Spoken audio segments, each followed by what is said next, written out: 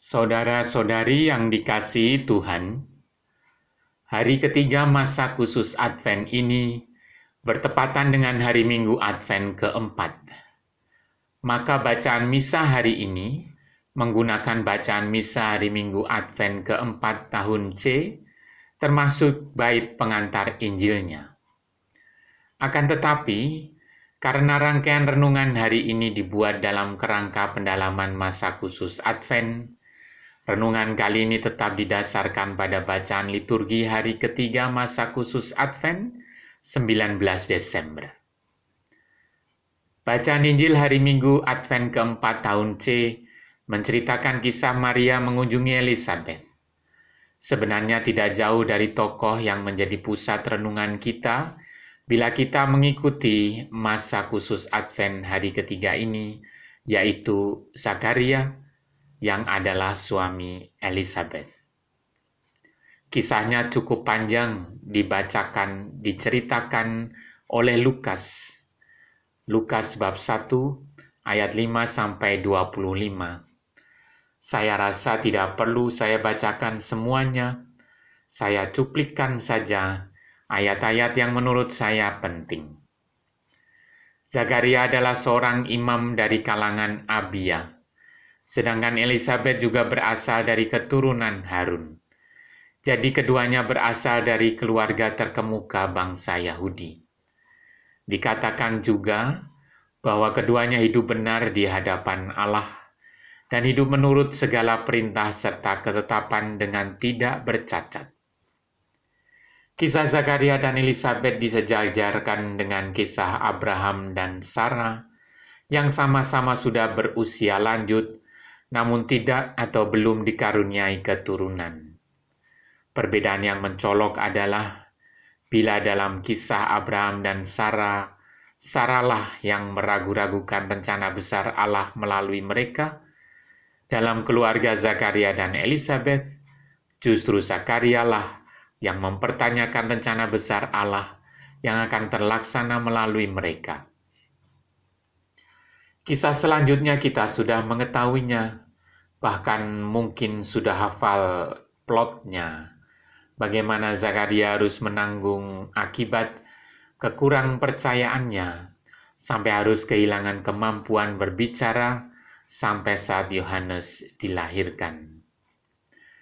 Yang kiranya menarik untuk direnungkan dari kisah Zakaria adalah bahwa karya keselamatan Allah yang besar itu tetap terlaksana. Meskipun pada awalnya kerjasama dari pihak manusia dalam kisah hari ini diwakili oleh figur Zakaria tampaknya tidak menjanjikan. Dan dalam diri Zakaria kita mendapatkan cermin bagi diri kita sendiri. Betapa sulit memilah, dalam bahasa Inggris, to discern, dan mengenali kehendak Tuhan bagi diri kita.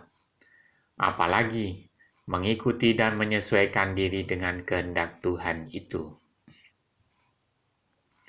Meskipun demikian, dengan segala pergumulan dan kesulitannya, rencana keselamatan Tuhan tetap dinyatakan dan terlaksana. Inilah perbuatan Tuhan bagiku.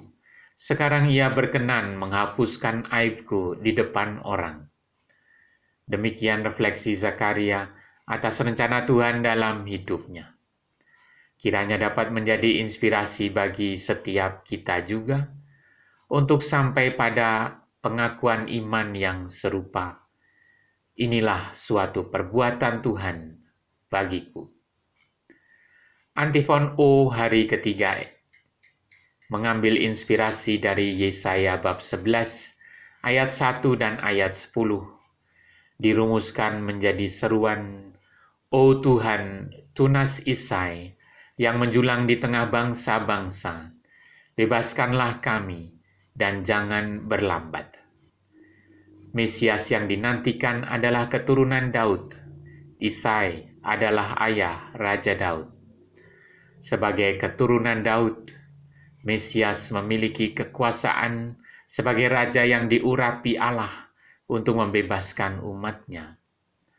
Dari bacaan Injil hari pertama masa khusus Advent ini, sudah ditunjukkan kepada kita bahwa Yesus Kristus ada pada garis keturunan Daud, Tunas, atau keluarga Isai. Versi bahasa Latin antifon O pada hari ini berbunyi, O radix Jesse, quistas in signum populorum, super quem continebunt reges osum, quem gentes deprecabuntur.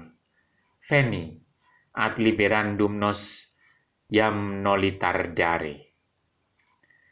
Kita mengambil dan menyimpan huruf R dari radix Jesse, menambahkan pada A dari Adonai, dan S dari Sapiensia yang sudah lebih dahulu kita kumpulkan. Selamat melanjutkan perjalanan rohani dalam masa khusus Advent ini. Berkah dalam.